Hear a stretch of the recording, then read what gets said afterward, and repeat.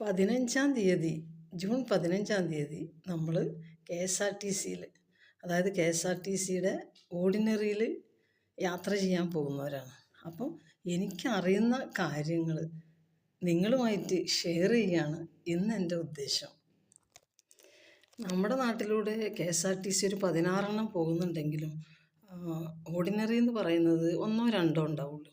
അപ്പം നമ്മൾ പോകുമ്പോൾ നമ്മളെല്ലാം കണക്കാക്കിയിട്ട് വേണം പോകാൻ. മൊബൈൽ കൊണ്ടുപോകണം. കാരണം കണ്ടക്ടർമാരുടെ സ്വഭാവം കെ എസ് ആർ ടി സിയിൽ നമുക്കറിയാമല്ലോ. അപ്പോൾ അവരുടെ മുഖഭാവം അറിയാൻ വേണ്ടിയിട്ട് ഒരു ഫോട്ടോ എടുത്തു വെക്കണം.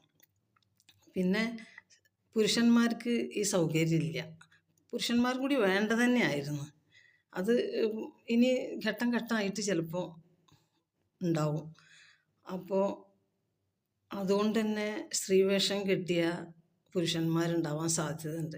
അപ്പോൾ പിന്നെ മുളക് പൊടി, അതേപോലെ വേറെ പല സാധനങ്ങളും, ചെരുപ്പ്, നല്ല സ്ട്രോങ് ചെരുപ്പ്, ഇതൊക്കെ ആയിട്ട് വേണം നമ്മൾ ബസ്സിൽ കയറാൻ.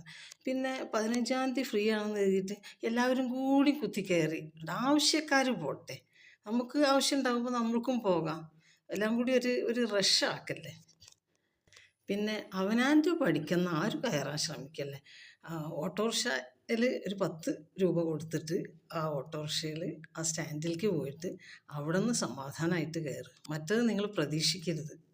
പിന്നെ ആധാർ കാർഡ് വേണമെന്ന് ചോദിച്ചിട്ടില്ലെങ്കിലും മൊബൈലിൽ ആധാർ കാർഡിൻ്റെ നമ്പറൊക്കെ നിങ്ങൾ സൂക്ഷിച്ചോളാം.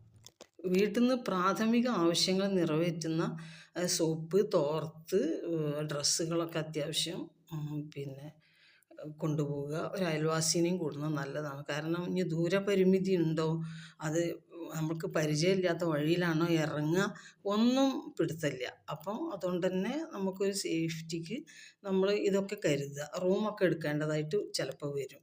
അപ്പോൾ വീട്ടിലൊക്കെ പറഞ്ഞ് 1-2 ദിവസത്തെ ടൂറ് എന്നുള്ള നിലയ്ക്ക് നിങ്ങൾ ഇതിന് പോകേണ്ടതാണ്. ഇപ്പോൾ ഓർഡിനറിയിൽ ഇപ്പോൾ സ്ത്രീകളൊക്കെ കയറി നമ്മൾ എത്തേണ്ട സ്ഥലത്ത് എത്തിക്കഴിഞ്ഞാൽ തിരിച്ച് ആ വണ്ടി ഉണ്ടോ എന്ന് യാതൊരു ഉറപ്പുമില്ല. അപ്പോൾ അതുകൊണ്ട് തന്നെ നമ്മൾ കാശ് കയ്യിൽ കരുതണം കേട്ടോ. ഈ ഒരു യാത്ര കൊണ്ട് സ്ത്രീകൾക്ക് ഫ്രീ ആയിട്ട് കൊടുത്തത് കൊണ്ട് തന്നെ ഒരുപാട് ഗവൺമെൻറ്റിന് ഒരുപാട് കാശ് അധിക ചിലവ് വരുന്നുണ്ട്. ഈ ചിലവ് ഇത് നമ്മളെ പ്രൈവറ്റ് ബസ്സിന് കൊടുത്തിട്ടുണ്ടെങ്കിൽ അവർ നമ്മളെ സ്ത്രീകളെ പൂ പോലെ എടുത്ത് ആ ബസ്സിൽ കൊണ്ടുപോകും.